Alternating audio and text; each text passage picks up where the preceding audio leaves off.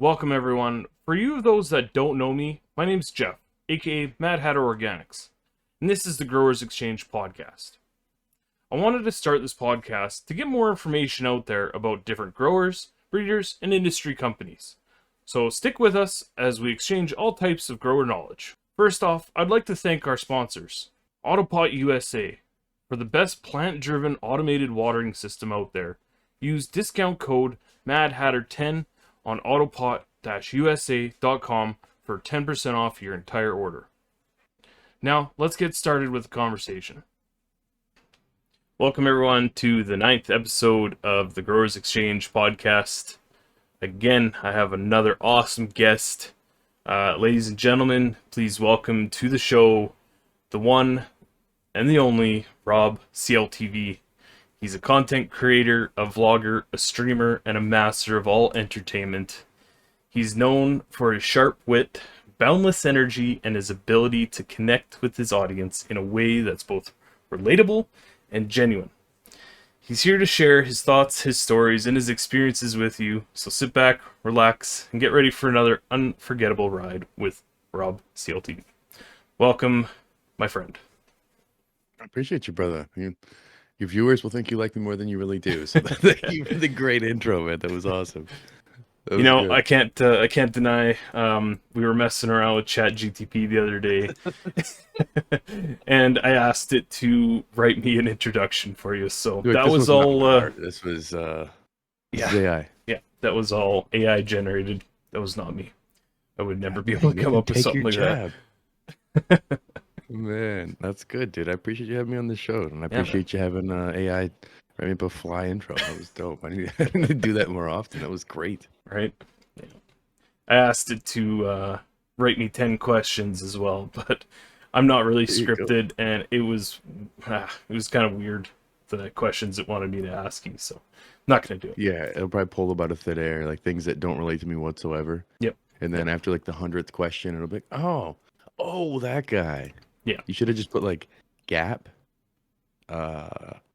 attitude, glasses, to some people, plant killer. And then like, boom. Right. It would have had a huge list of fire questions. Yeah. No, he wanted me to ask you all about technology, how you got started in technology, where you're going with technology. It's like, well, we're not really kind of in that space you are to a sense, but yeah, we're more. They're trying to ruin your show. Yeah. It's like, what are you trying to talk about? The C word that we can't say over here? Oh, no. You mean technology, the T word. Yes. That's what you wanted. It's like, oh, yes, yes. Yeah. Well, I like to start off the shows with, how you got started in the medical plant side of things, where you're from, what you've been up to, and yeah, let everyone know who you are. Well, my name's Rob. I'm the only one who doesn't have a cool moniker. We got Mad Hatter, we got Mr. Grow It, we got Pigeons 420. Trey's name's just Trey by default, but people think it's cool. Craze. One day I will get a cool nickname. For now, just Rob. Started growing medically, like in general, statute of limitations. First plant was when I was about 12 or 13, accidentally. So I lived kind of countryish area when I first moved out of the city and started out that way and got a little familiarity with it, but nothing enough to get like confident because I was still getting brick at the time. But once medical came around, I got my card pretty much the first day I was able to. Had 2 patients and got going. And for me, it was an obvious one that I was going to do. I've been a consumer as long as I can remember. So to be able to grow my own plant, it's like be able to cook your own food instead of going to a fast food place. I did it ASAP. So 2008 was when I first got into it. 2009, I think, was my first successful, like from the beginning to end type of harvest. So Nice. Been doing it for a while now, and I'm in Michigan, if you didn't know, also. Yeah, they've got a good medical and rec side out there, I guess. Yeah, I mean, it's weird from the consumer's perspective. It's not bad. Anybody who's in a prohibition state, when I complain, they're like, "Shut up." Yeah. But at the same time, like, you should just be able to grow your plant. I'm sure you can relate in Canada. Restrictions there, numbers, things like that. No one's ever told me I can only have so many tomato plants, but hey, not as much money in tomatoes. Yeah. Yeah, I have 4 plant limit out here, but we have the access to medical whatever, a medical card basically, and I have a limit of 19. So plus I stack the 4 rec stuff on top of that as well, so I have 23, That's which still crazy. I never really go up to, so it's not really that big of a worry. Well, I was just gonna say is literally you took the words out of my mouth. It's crazy because most times people don't hit their max number depending on where they're at, but it still is the fact that you're telling me I can't Mm-hmm. do more. Like, Yeah. who cares? I can't say never, but usually you don't have like the plant count police coming in your house unless you get in trouble, and then they're 1, 2, 3, 4. Then they really start counting. But for the most part, it's like, who governs that? Yeah. It's like a trust thing. It's like, well, shake my hand. You promise you're not gonna grow any more than that? It's like, no, I would never. Yeah. I would only grow the amount that the government tells me I can grow, and I would never yield more than this amount per plant. Yeah. That is crazy. The rest is unusable. It's Right. curing. Yeah, I've kind of always said like they're gonna have to get a warrant to be able to knock on my door kind of thing and want to come in my house to check, right? So, and like who's to say I have more and who's to say I don't have more, and the amount of people that do grow in my city is they're never gonna have enough time to just come knock on my door to see what I'm growing. So And I'm not a proponent for abusing systems that are there, but these are ignorant systems. These are put in place by people who don't even know about the plant. yeah. Especially when, like, in Michigan, we had it at a certain point where you're only able to have so many ounces, but you were able to have 12 plants. So Mm. they're assuming you're yielding 2.5 ounces from your 12 plants, and that's what you're able to have. It's like, huh? Well, shit. Looks like you need to be watching, over at Matt Hatter's channel because obviously you're struggling with the garden. Like some of the laws and restrictions, and then when we went recreational, all of a sudden they're like, no, you can actually carry 10 ounces and way more. It's like, so medical, I can have less, and I also have to have it in a lockbox in my trunk. Mm. Recreational, totally different game. Obviously, it doesn't have the same effect because it says AU versus MED, and that changes the weight. I don't know. I'm trying to find some sort of funny logic for it. Can't even think of anything comical. It's just stupid. Yeah, it It's is just stupid. government policies, but we won't go down that whole rabbit hole.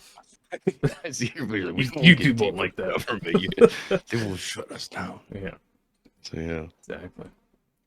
Cool. Yeah, so you've been growing for quite some time. Yeah. Real long time actually. It's great. Not as long as some of the OGs, but long enough to have seen a lot of the evolution of the grow. Yeah, for sure.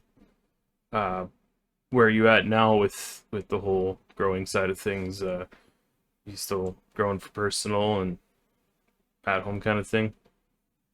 Yeah, so I've got my personal garden and medical, I guess, same kind of blended area. I'm a caregiver still. Now, luckily for me, I'm only a caregiver for my mom and my dad, which is pretty cool. My dad can't consume at the moment because he's a little reckless in his age. He's on probation, but my mama can, so I grow a lot for her. And she's gotten pickier like myself, but the the commercial space, which I also am into as well, doesn't really cater to a lot of the terpenes and the properties that I'm looking for. So I always maintain the home grow. It just seems like it's harder and harder to not do it with all the evolution, in terms of technology and ease of use, where it's like, I'll throw a few in there and, I'm rocking the ACs or rocking whatever sort of technology you have to automate some of your system. Makes it a lot easier if you're a heavy consumer to just do it. If you can, it's not expensive if you do it the right way. Whether it's organic or a minimalistic approach, you can still get great results in 2023 without spending a ton of money. Yeah. Yeah, and like you were saying, the whole automation AC Infinity side of things, and I rock Autopot stuff, and it's automated watering system, and the ease of just being able to put a seed in a pot and say see you later, and for 2 weeks not have to touch something, and you can go to work and do what you need to do. Yeah, it changes the game, man. I mean, because in Canada, I'm sure you can relate in terms of the remediation and the commercial market. majority of the product that you're seeing out there has been like nuked, so to speak. So it doesn't have all the stuff we like, and the other stuff is catering towards the masses. I don't like dessert flavors so much. I'm not into the sweets and stuff. I'm a sour diesel OG Kush type of Gorilla Glue kind of favorite kind of guy, you know. Hmm. So that's not hot right now, and I'm not finding that unless I want to get extracts, and I'm not a dabber. So I think I'm always going to be a home grower because of that. I have a passion for the plant, of course, but you know, with the prices of flour in some places being so low, I hear people all the time being like, "Why would I continue to grow? I just go grab it here for this cheap." It's like, well, I can't get stuff I like, you know. Yeah. That's what it boils down to. Once in a while, there's stuff I like, but not enough to just not grow. Yeah. You know. Yeah. 100%. Um, that word remediation, for those people that don't know, I mean, I myself don't know really too much about it. What does it mean? So for dummies, essentially is taking the product and it's cooking out any sort of unfavorable properties in the product. And the issue is it's also cooking out things like your terpenes and your flavonoids potentially too. Well, you'll still have your THC. It's almost like turning your flour to distillate, but it's still flour. It's stripping a lot of these properties out, so that way when it goes into testing, they won't fail for bacteria, microbials, and things that would potentially fail uh, for a testing lab. So they can't actually get it to the market. So a lot of places they just buy these remediation machines that they can do it in their lab and in their facility, so they never have to test negative or positive for anything. Yeah. And it's gotten worse and worse because certain places, if you fail, you send it back, you have to put that on your label that you failed, Mm. that the test was initially failed. So a lot of places are just skipping that and just immediately nuking their stuff. All they care about is THC percentage and cost per pound. Yeah. So we don't do that at home grows. I don't know any, I've Right. never heard of this until the commercial market. And so it's become a thing that I'm scared for the home grower if they think they're going to trust the commercial space, because who is going to change to remediation and who's going to change to uh, cutting corners that are going to hurt the end product? And Yeah. it's business most times.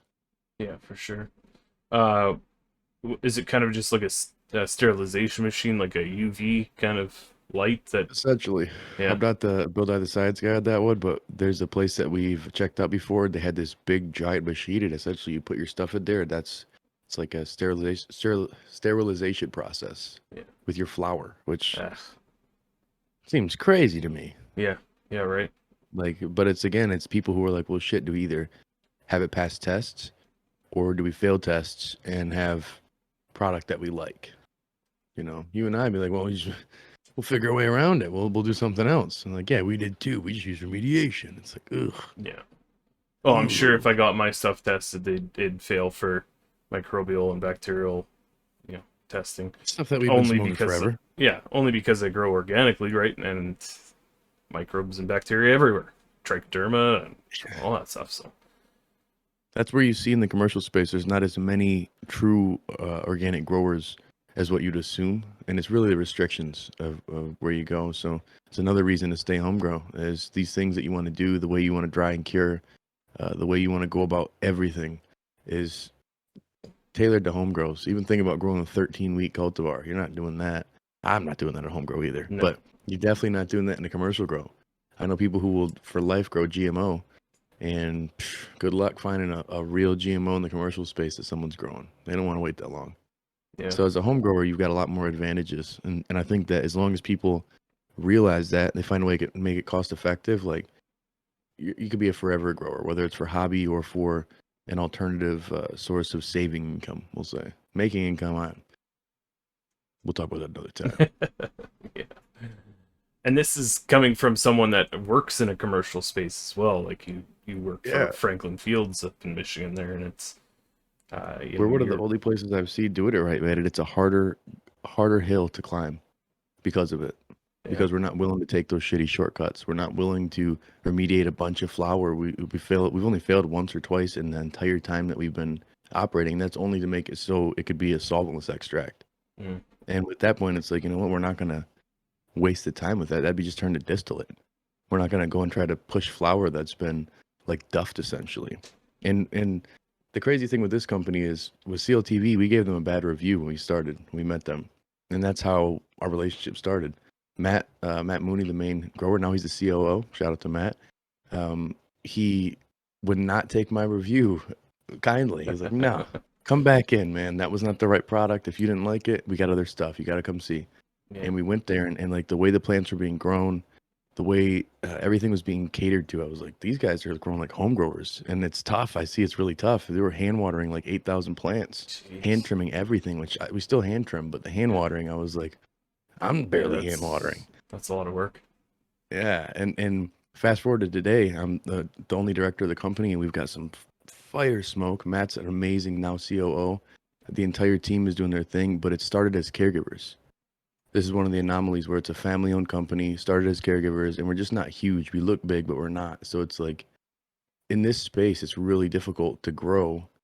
I mean, think about like depending on where you live. 10 years ago, for me in the caregiver space, everybody had train wreck, everybody had kind bud, these certain things. You have to have what everybody else has.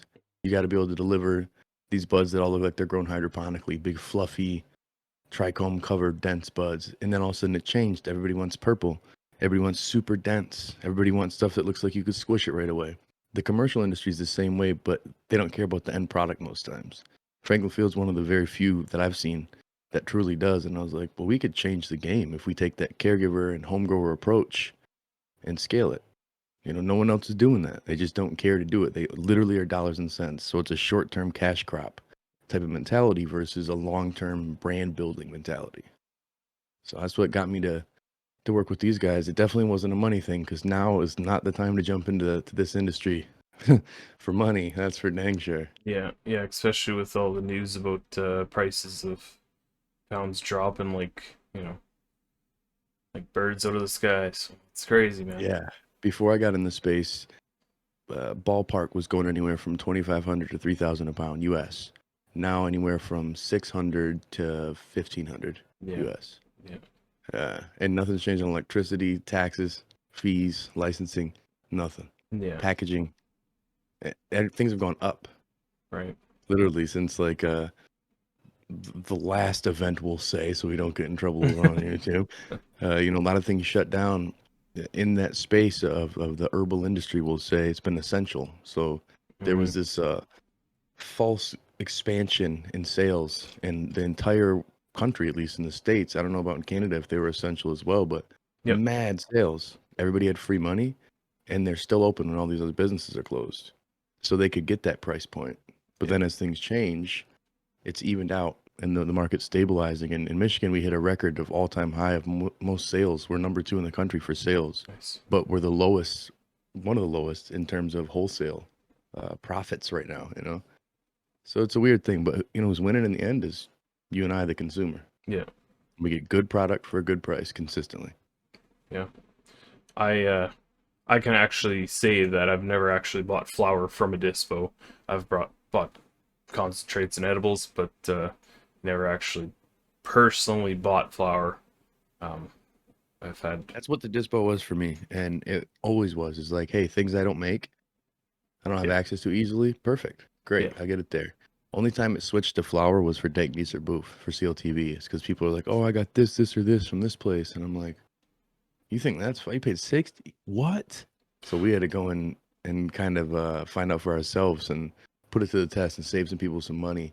And then now working in this space for R&D, I'll go and stop at other dispensaries and pick stuff up, just see what it's like, just to be, huh, this is on the market. Okay, we need to make sure we're changing this or doing this. Or it becomes a cool job. It's extremely stressful. Don't get me wrong. I'm working constantly. You saw the yawns before we started, but like between that and my content, I love doing this stuff. It yeah, really is like I'm obsessed with this industry, this community, this whole space. It's literally what I do.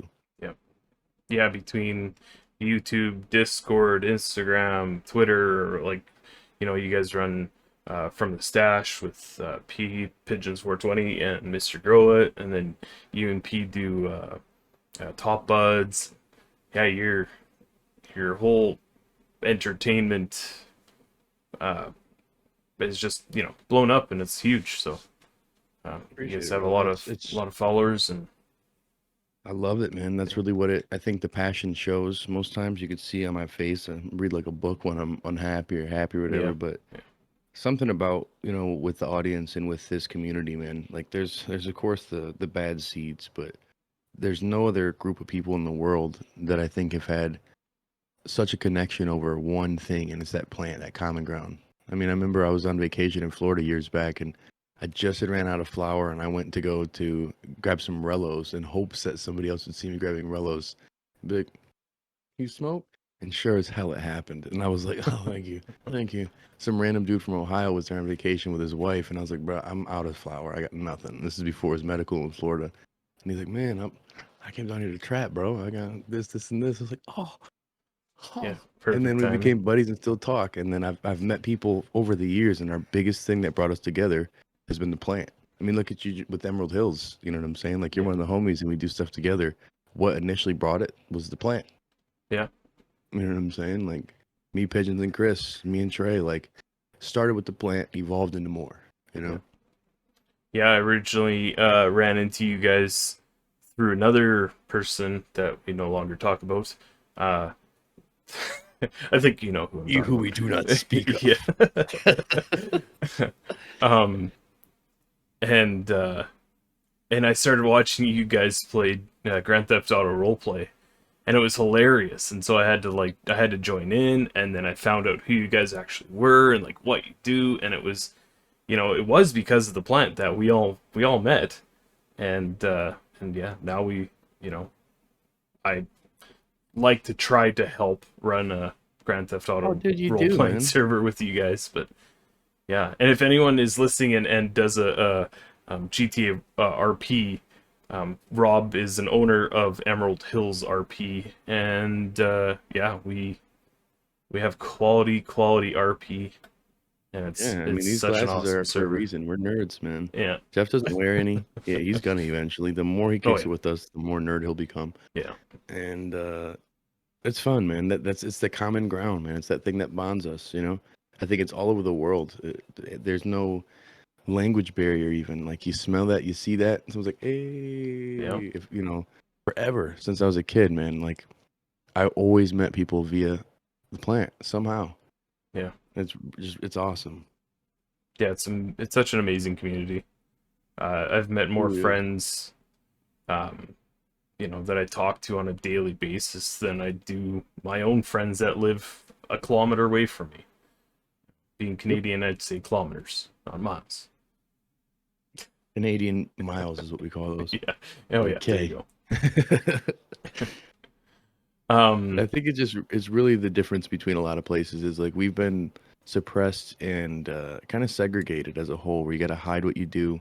I'm not wearing this shirt right now, but this whole Stone and Successful thing that came out of me running an agency for years and being concerned what they thought about it, and then eventually I came out with it, and they're like, "Wow, it's crazy." Let me come in here and be as stoned as you are and be successful with this. I'm like,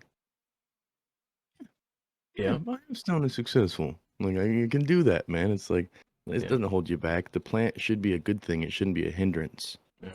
You know? Yeah, everyone at my work knows what I do. I slowly introduced a couple guys at work to, you know, how my YouTube channel is going, and this and that, and they've watched me evolve over the past, well, I'd say year and a half now, and you know, they're kind of surprised where I've actually taken it, and they still call me, "Well, you're just a stoner," and it's like, no, man, I smoke before bed. That's pretty much it. Like, I don't go to work. I don't drive an 18 wheeler around all day, stoned as hell. Like, Yeah. that's to me.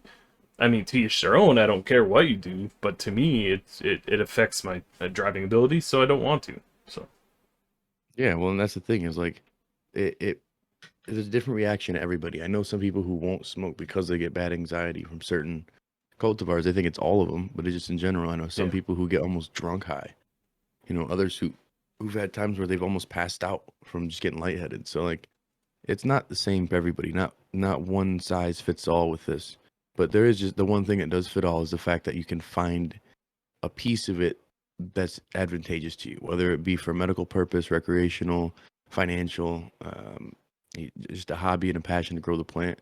There's something in it that isn't the same as like alcohol or other inebriants, where it's like, yeah, you can be passionate, but like you're a drunk if that's all you do. And like, call me a stoner, I don't take it the same way. yeah, If you call me a drunk, I'd be like, Yeah. That's ugly. That's not a good. That's not a Got good me. term. Got me here a Yeah, little you bit. hit me there, man. I need to get some help. You call me a stoner. It's like I don't look at that in a negative way, but people try to make it look that way.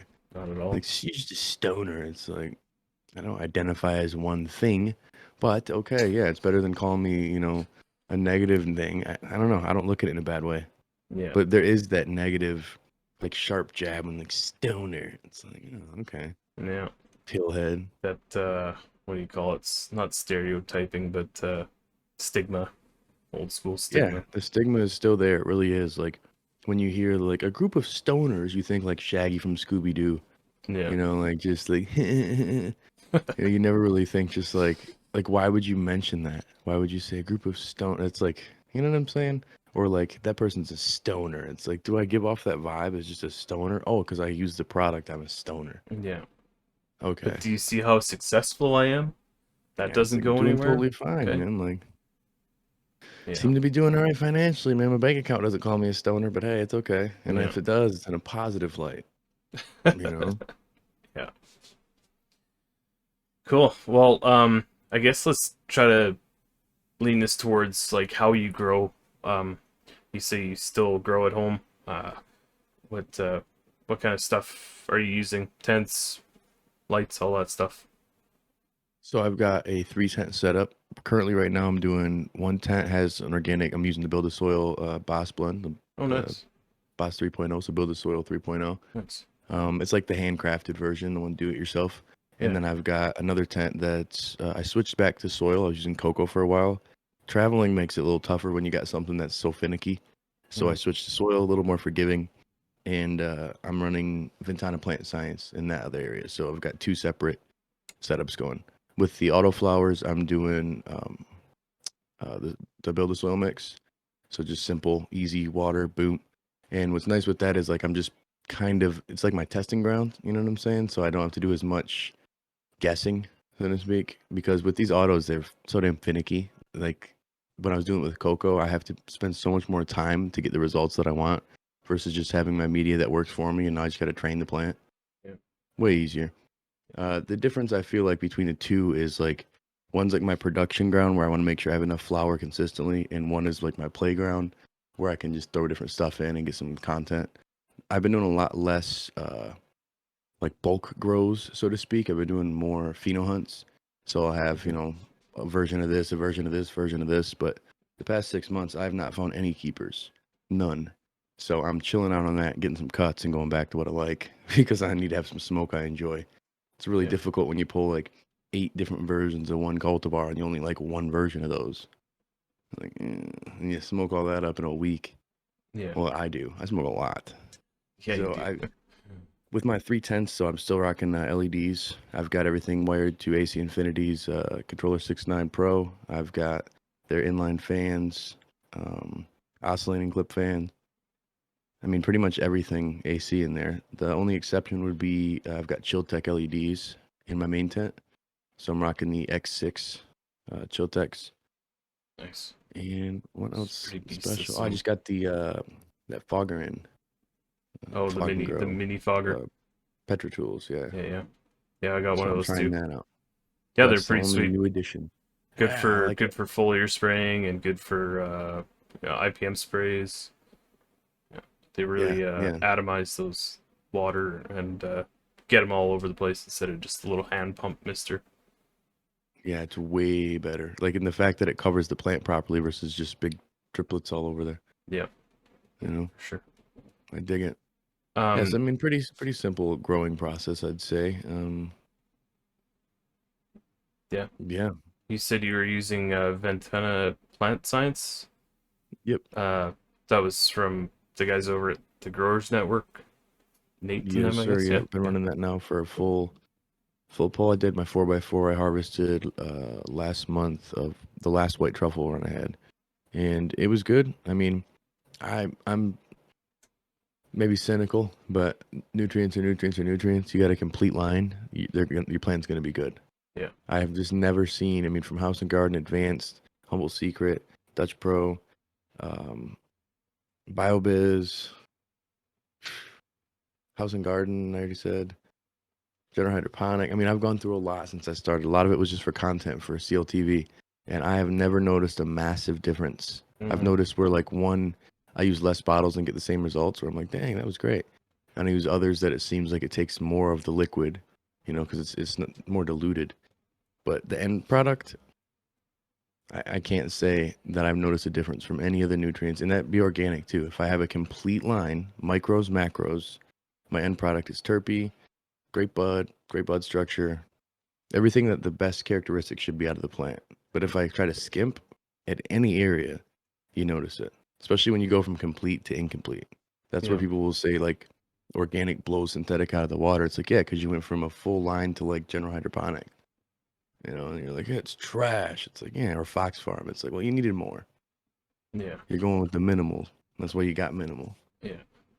Yeah. I'm, as my viewers know, that I'm not biased towards salts or organics. I mean, my name is Mad Hatter Organics, but I grow salts as well.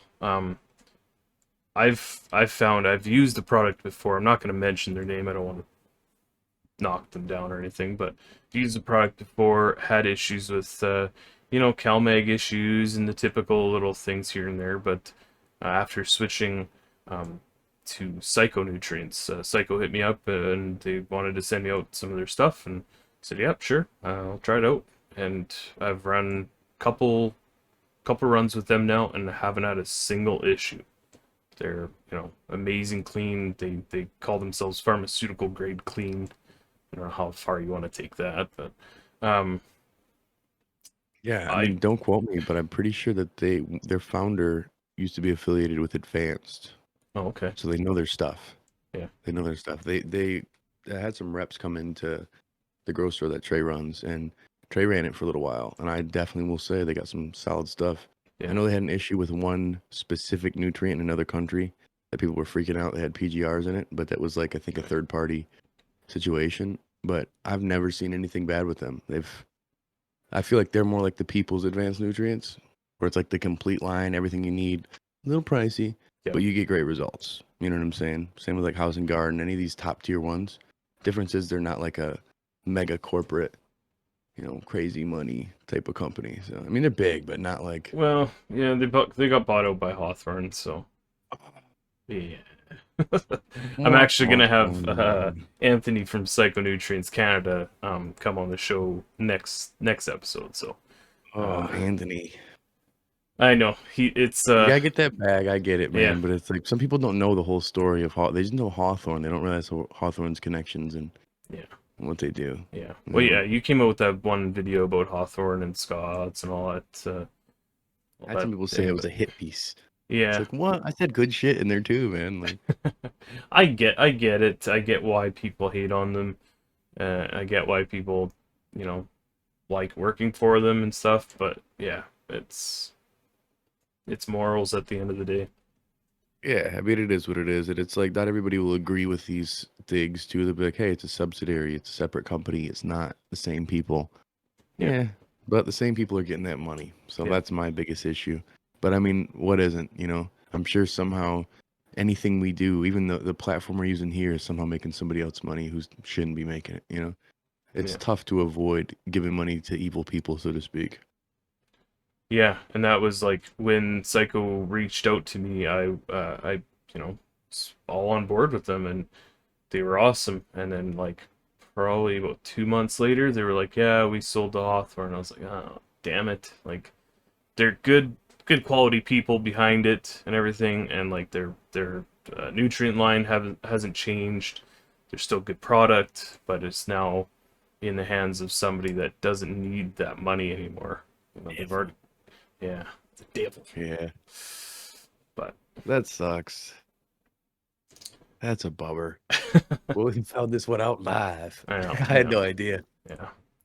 I uh I use their powder. They have a two-part powder, blow, grow in a bloom commercial powder series, and it's just I think it's like 5 to 10 grams per what is it, per gallon or something, and it just goes like so far and it works so good. I don't know. I can't switch off of it now.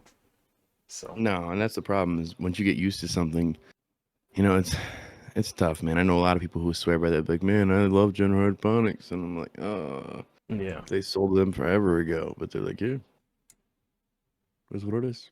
Yeah. I'm just always worried they're gonna just they're like mergers and acquisitions, so like they're gonna just buy a company, let them run for a year, and close them down. But yeah, You know, but Look at Lux Lighting, right? yeah, yep, Yeah, they got bought out not even a year ago, and now they're yeah, gone. they're like $220 million, and there's like, Yeah. you never know, man. Sometimes they're just buying the employees and the customer list and the technology. They're not buying the brand. Yeah. So All to advance Gavita. yeah, exactly, man. And see, I just don't like the big money grab in a lot of this space where it's like people hide behind celebrities or influencers or other people like that, and they don't care about the community. They're using it as a Trojan horse to get in. They're having them come to an event, sponsoring stuff, and it's tough because I know from as somebody who gets sponsors, not all of us know who the parent company is, and it's not always out there. Like there's even brands that people be like, oh, well, they're owned by this guy, and there's no real facts of that, but yet somehow, some way, turns out they're right. It's like, damn. So for 2 years, I've been shouting them out, and Yeah. they're turds. It's like, yeah, it happens. But the best thing you could do is, make the decisions with your money and your voice. So if you got a platform and doing like you're doing, you're bringing them on the show to one of the people who are involved in the company to talk a little bit. And, the best you can do is educate people and try to help either side to be able to just do things ethically. Yeah. Yeah, and that was kind of my whole idea about bringing Anthony on and talking to him about that as well. Try to educate people on like why Psycho got bought out by Hawthorne and why it's not a negative thing, and at the end of Yeah. the day the Well, product's still the same.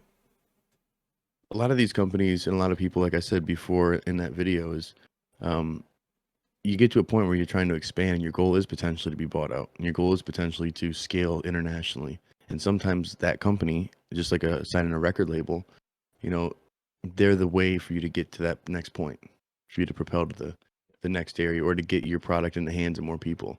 So as long as you're still involved, whoever's doing it is still involved with it. That's usually where it can still maintain the good thing. There's always going to be those people like me who are complaining in the background, like, yeah, but who's getting money? Yeah. But as long as that product stays good, the winner is the end user. That's usually what happens. It's always the home grower who's mad that commercial stuff is going. It's the cynical influencer who's bent about the company selling out. Like, but in the end, the user usually is the one that wins. Yeah. Products are cheaper, more available, well, more affordable, more available, and consistent, which is good. But then those of us like myself are like, man, Hawthorne. Yeah. It's tough. It is. I did it with Terpinator. Uh, Bought a whole whack load of Terpinator. A few months later, Hawthorne bought them. And I was like, Yep. man, It's like you son of a I don't want to bitch. support you anymore. But their product was okay. So, I don't know. Yeah, it's like, but I really like what's happening Yeah. here. Necessary evils. Yeah. It's tough And in this space, man. And there's so many new products coming out that are more expensive, that are alternative versions, and it's like the home grower can't afford it. It circles back to my point of why would you not grow? Well, if you're trying to be extremely ethical and sustainable and all the good everything that people should be doing, it's a little more expensive. yeah, yeah, for sure. You know. All right, well, switching gears a bit, with I want to talk about your whole podcast with Mr. Grow It and Pigeons, and like how did you guys all evolve that podcast? How did you get started? I mean, it's crazy. It was all just like randomly being guests on shows together and shit, and then our audience just pushed for it. I remember there was one guy in particular, a guy named Gavin, who was like in my DMs constantly about pigeons, constantly, and then wanted to do work with me, wanted to do sales stuff with me, and I was like, man, I'd like to work with P too, so like hit him up, see what you can do, and he was just in his chat constantly. So were other people like, yo, work with Rob from CLTV, talk to him, and we were on the Grow Tube Doggo Invader show Oh, yeah. years ago, back when it was pigeons just all chest, no face. And he didn't even still show his face to me off camera. I'm like, oh, fuck, this is weird. It's like, all right, that's cool, man. Just a guy I from think he did to Michigan. What am everybody I else gonna besides do? me. Yeah, I'm like, what is this? Okay. It's like talking to, just a chest the whole time. But then eventually we end up, like a week after he showed his face, we had a call and we just chopped it up a little bit and talked about some ideas of collaborations. And then we were both on Chris's show at one point and we had great chemistry. People liked it in the audience, and our audience was like, yeah, you guys should do some stuff together. And I was like, man, what about like a podcast or something?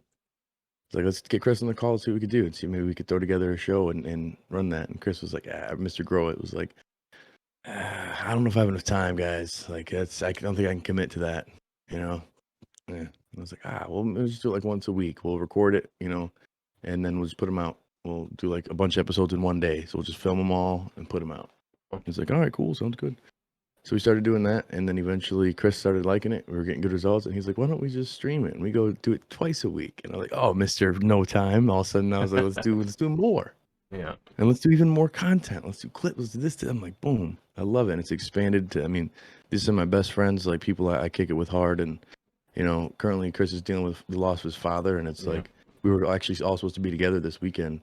And it sucks. Like I feel for him. It's one of those things where I feel like loss of word situations and in former business situations, I would be probably bent selfishly being like, man, I'm going to do this thing that we're supposed to be doing. In this case, it's like, man, take the year off, brother.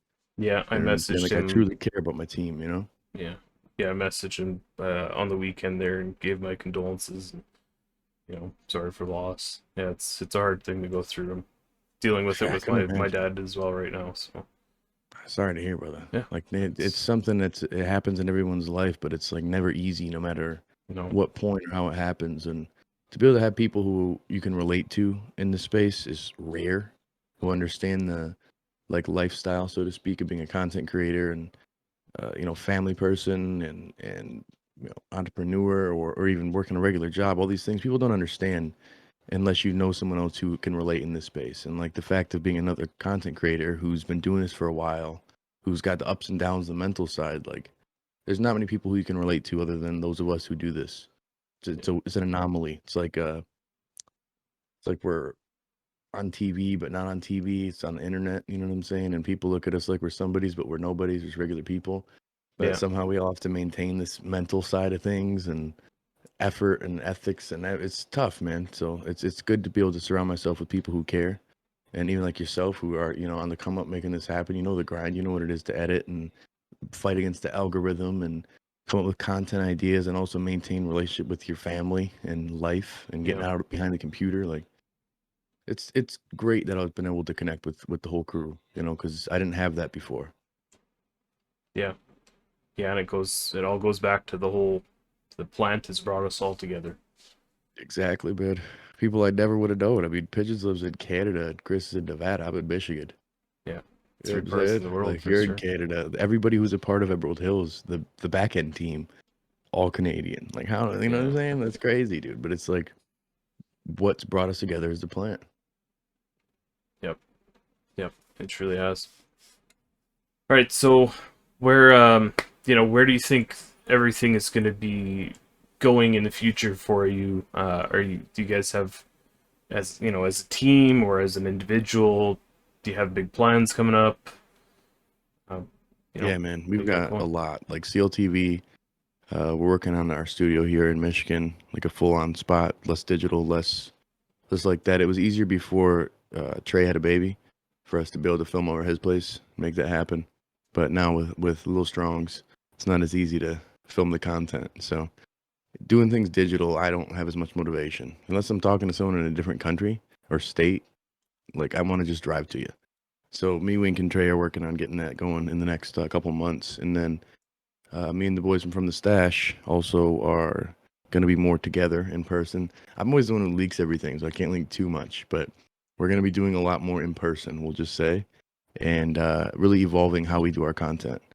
Of course, the hurdles, with Chris's family and stuff right now, it's inevitable. You have to take time off, but it's really helping us reset and revitalize what we're going to do. And it's really exciting because like to expand our our production so fast is great. And it doesn't feel fast, I think, to the boys, but looking at Seal TV, that's taken 8 years to do that.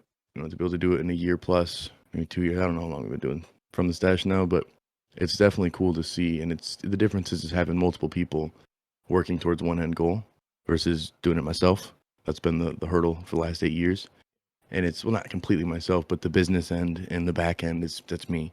So it's really, really nice that I've got two other guys who are consistently working on something that's people will see soon, but it makes it so our production value and the type of content and how we go about it is going to just be a lot more evolved. I think it's going to be great for the people and for us too. Yeah, you guys all together have what, over 500,000, Something followers, like that. subscribers.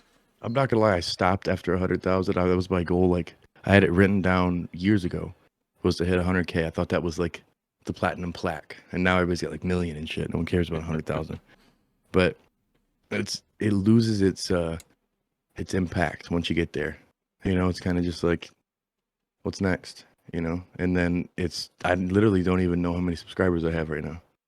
I know it's over 100,000, Yeah. so that's where I keep it at. But it's like such a vanity metric. What matters more is like engagement from those people, who's Hmm. actually watching and who's actually engaging. And the algorithm on YouTube's weird because you can see your impressions and you'd be like, whoa, how do I only have 13,000 impressions out of 100,000 plus people? And then I've got 10,000 views. Like that doesn't make any sense. But that's a decent ratio when 13,000 people saw it and 10,000 people actually watched the video. And then out of those, 1,000 people engaged with it. It's like, wow, okay, that was good content. People like it. Yeah. It's not always I need to get 1 million views, I need to have 1 million followers type of thing. Like I'd rather have the quality engagement with people to Yep. feel like I know people, you know? Yep. Same I don't here. like that celebrity shit. I don't really love when we go places, like I sound rude when I say it, but I don't really love when people walk up and be like, yeah, a picture. And I'm like, I'm just a regular dude. Yep. Like I don't feel like, or an autograph. I'm just like, what? Me? Yeah. An I'm not. autograph? I'm not walking down no red carpet in Hollywood here, Ed. No. I'm just an It's average just a person. regular ass dude, you Yeah. know, regular people, man. But it's like I get it when you're sitting there watching somebody for years on the internet and you like what they do and you relate to them and shit. It's just like I'm so not that guy, man. I'm just a regular ass dude. Yeah. Like the fortune would be great, the Yeah. fame, you know. If Yeah. YouTube wanted to pay me for my damn views, that'd be sweet, you know. Well, they kind of gave back to you a little bit there. You said last week or 2 weeks ago that you ended up getting your silver plaque from Yeah. YouTube. Well, it's not here yet, so I'm Yeah. not gonna Don't count count your my chickens. chickens yet, but at the same time, man, it's cool that finally, after a year, and I think I'm almost to 200,000 subscribers. Finally, now they're gonna send me the plaque, which is great. But I Nice. got the best plaque in the world from Bionic Rooster. That one over there that he made is from the Gromies, so I'm all set. I'll put that one up over here somewhere. But it's cool to have a little accolade. You know, I've been putting in a lot of work for a long time, Yeah. and locally, people care now because like we've dealt with some celebrities and at events, people treat us like prominent figures and stuff. But for years, it was your little YouTube channel. Oh yeah, Robin is little YouTube. I'm like, yeah. That's Hmm. just a condescending way to put it. And then now people are like, oh, I know Rob. I've known him for this. This one chick told Trey she was the weed girl and I was the weed guy in high school. I was like, really? Because I don't remember you. But she Right. remembers me. She called Trey out. She's never met Trey, so she clearly knows my content, but doesn't say nothing to me. Jesus. Like it's crazy, man. Like Yeah. locally, I'm an absolute nobody, Right. but internationally, I'm the man out here, which is International beautiful. I appreciate all the superstar. Gromies, man. International superstar. No, but I appreciate the Gromies and the stashes and all the people who show love, man, because it definitely feels good when you don't get any payback from YouTube, but you get like people who are thankful and show like appreciation. It doesn't pay the bills, but after the bills are paid, that's the best payment. 100%. It feels so good to have people like, dude, my garden's so much better. Man, I was stressed out. What you said really helped me, or the tips you have, or this you saved me money. Any of these things like that, it's like, boom, gold star. That's a Yeah. platinum plaque, not a silver one. Yeah. Yeah. Even using your, some of your discount codes and stuff. It's just Yeah, even a man. couple People are like, bucks dude, you being saved me saved. all this money. I'm like, Yeah. hell yes, Yeah. For sure. success. Um, I guess one last question.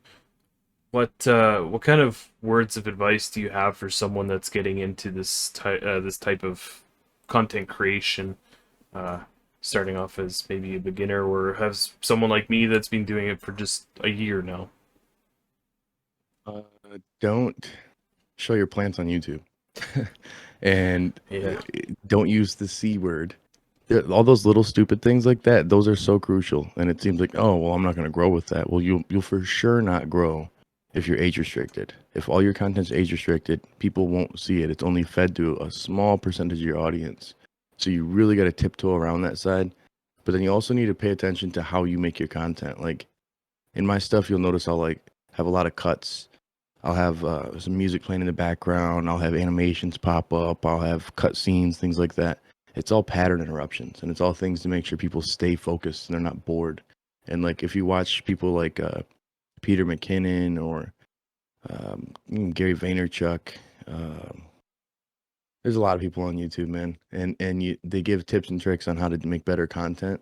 Like always learn how to make better content, and never put out videos that you don't feel like are good, because somebody else for sure won't. The videos that you think are good aren't great, yeah, but they're not bad. You know what I'm saying? The videos that I think are the best are some of my lowest performing videos. But I don't have any videos other than my very first one, which is my most views, that I'm not proud of. You know, I make sure everything I put out, I'm proud of it. So just make sure it's dope stuff, which sounds easy, but it's good content. It's put together very well, and you avoid the stuff that's going to get you handicapped by the algorithm. yeah, yeah. Now that I've started to put out this type of podcast content on my channel, uh, and I recently got monetized in December there. It's kind of now like playing a game of Risk.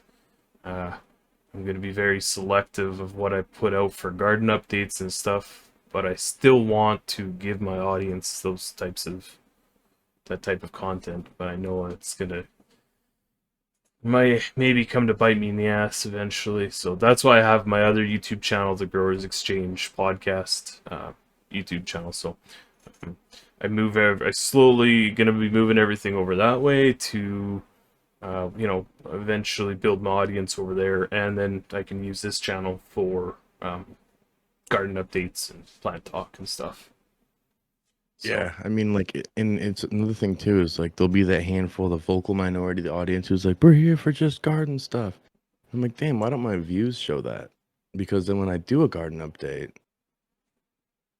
analytics say otherwise. yeah, You know what I'm saying? Like it just is the case, and it's not because it's like these people don't want to see it. It's literally because the algorithm will hide this shit. Like it'll only give it to a portion of your audience.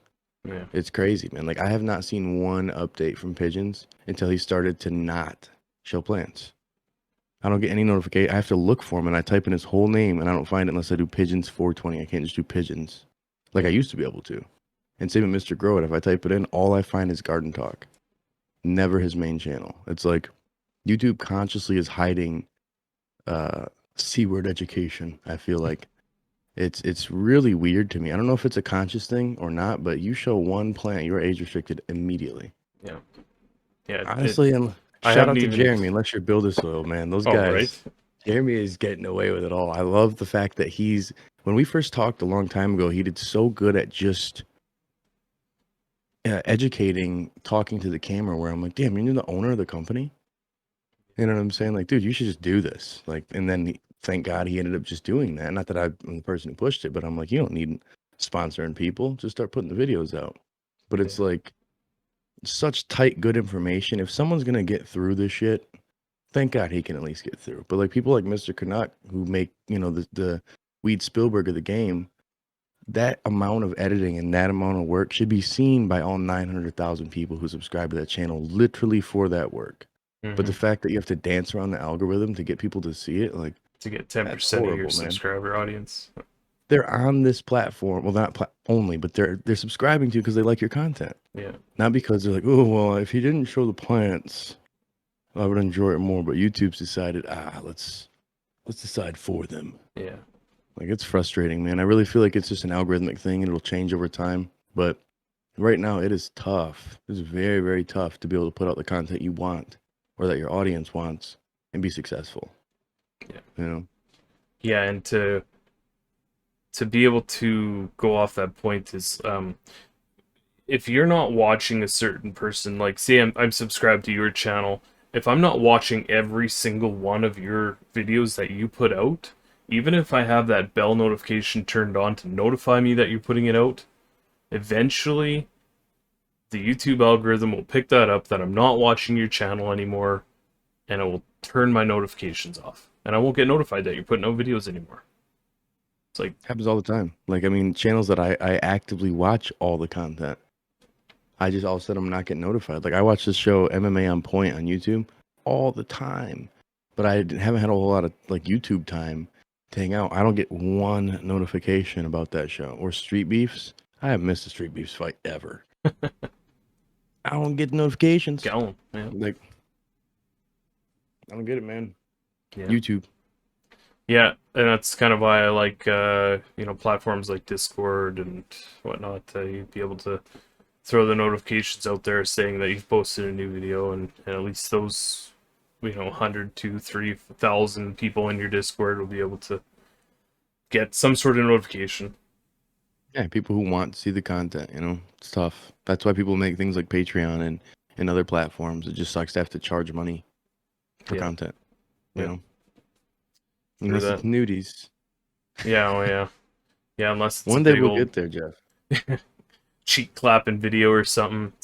I know. One day we will clap those cheeks and they'll ask for male growers to make these pages. It'll happen. Yeah, yeah, exactly. I bet you Mr. Canuck will still be the top guy. He's all tanked out now and all diesely. He'll be #1 OnlyFans. Oh yeah. Oh, male grower. He's probably got one for sure. Yeah, it's ridiculous, man. But he's pretty short. I'm kind of tall. So if Matt tunes in, I got height on you, Playboy. And ladies like tall dudes sometimes. Yeah, they like that 6 feet and over. I just don't have the tall, darkened hands. I just get the tall. Yeah, I got just leave the rest. I got the dad bod going on. Yeah, you know what I'm saying? A father bod. Yeah. Yes. Oh yeah, brother. All right. Well, so rounding out the hour here, where can people find you? Obviously, you're kind of a little bit everywhere, but I know I got to condense it. Easiest place to find everything is watchcltv.com. It's where we got CLTV, From the Stash, Top Buds.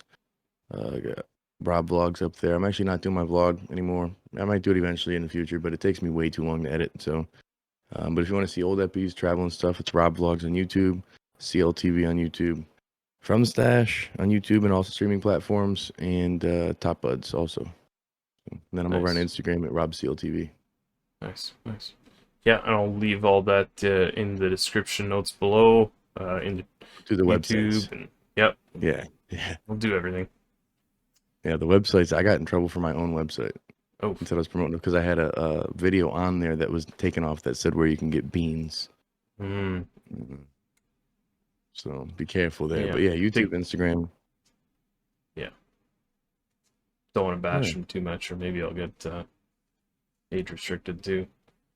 Well, no, I'm saying I give them a thumbs up. I give YouTube a thumbs up. Yeah, you're doing a good job, YouTube. Thumbs up. Keep I like you. Susan, you're awesome. Instagram, great. Zuckerberg, you're my favorite.